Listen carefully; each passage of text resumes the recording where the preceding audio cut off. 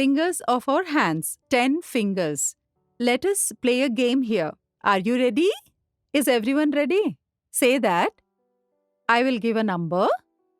You have to show it with your fingers. 3. Children will show 3. If any child shows a wrong number, we should ask, see, 1, 2, 3. If the child shows, say, 5, 1, 2, 3, these two are extra, right?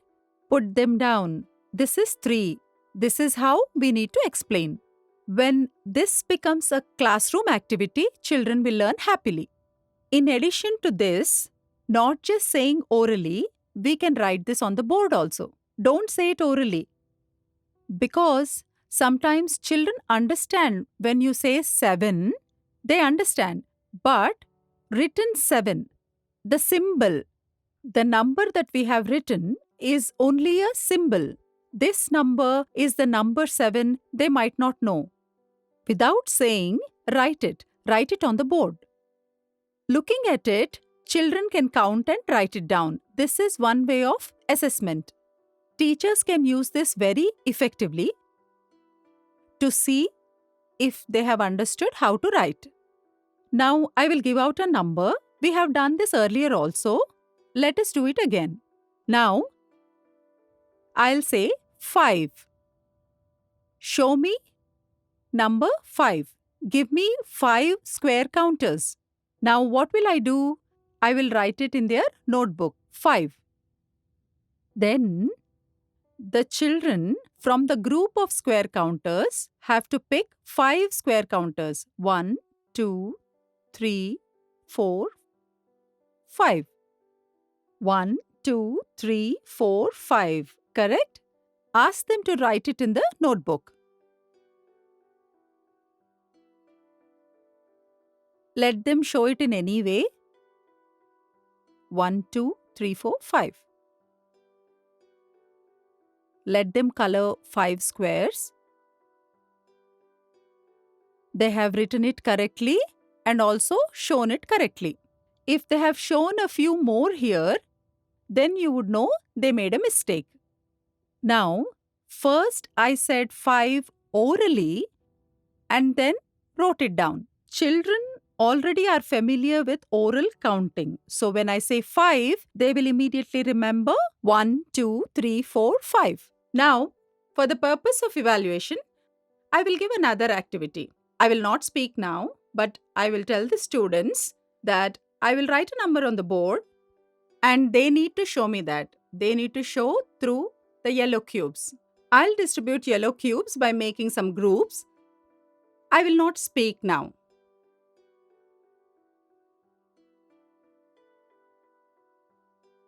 I will not announce the number. Children have to take a look at the board and place the objects on their own. Let's see.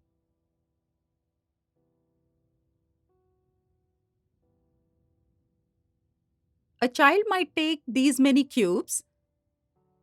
The number is 8, but we understand that the child doesn't know the number 8, didn't understand the number 8. 1, 2, 3, 4, 5, 6. The child thought this is number 6. So, we made them write from numbers 1 to 9 hasn't been understood by the child. So, without scolding the child, without scaring them, we need to make them practice repeatedly. Write it in a big size on the board or make a chart and let them see it every day and practice writing. Correct them patiently. Tell them, look child, this is number 8.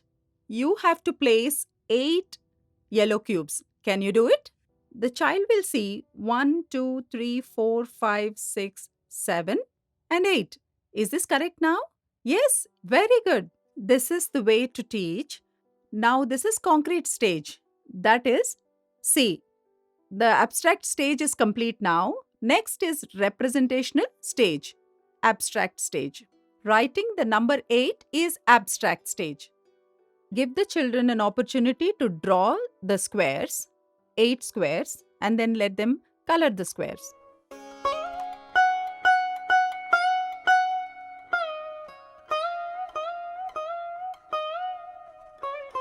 Now, number quantity association or relationship between numbers and quantity. Let us see how this can be taught. I will write the number on the board or orally say it. Children have to pick the correct quantity of objects related to the number written on the board. Let us see how this can be done. Can you give me a number now? 5. Okay. That means I will have to place 5 square counters on the board. I haven't counted how many. I have many. It's okay. I will place each of these one by one, and you have to help me and tell me when to stop. All right? Okay? 1, 2, 3, 4, 5. Enough, isn't it? 5. It is correct. Right. Very good. Now, sometimes some teachers try to place the sixth one, and then the children will shout and say, "No, no, enough. It's 5 already." Give them that opportunity. Children will be very happy that the teacher was about to make a mistake and that they corrected her. Now, we have represented 5 by placing 5 square counters here, right? Next, what happens when we write the number directly without telling it orally? Can the children recognize the given number, the number written on the board? Are they familiar with the given number?